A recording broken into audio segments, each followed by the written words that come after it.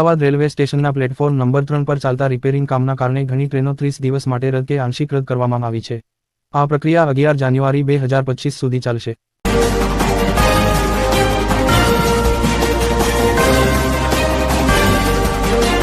શિયાળાની ઠંડીમાં વધારો. અમદાવાદ સહિત રાજ્યમાં શિયાળાની ઠંડી વધી રહી છે.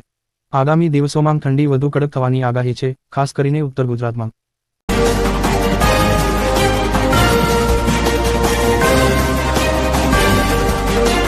રજિસ્ટ્રેશન દરમાં વધારા સામે વિરોધ યથાવત. રાજ્યમાં જંત્રીના સુધારેલા દરો સામે બિલ્ડર્સ એસોસિએશન દ્વારા વિરોધ ચાલુ છે. અમદાવાદ સહિત અન્ય મુખ્ય શહેરોમાં આ મુદ્દે દેખાવો કરવામાં આવી રહ્યા છે.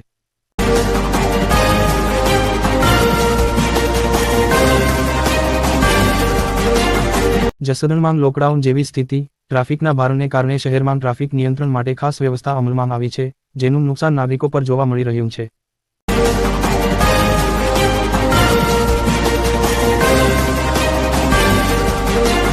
લાંચ કેસમાં અમદાવાદના સરકારી વકીલની ધરપકડ. સરકારી વકીલે 50 લાખની લાંચ માગી હોવાનો કેસ સામે આવતા તેમની ધરપકડ કરવામાં આવી છે, જેના કારણે શહેરમાં ચર્ચા ચાલી રહી છે.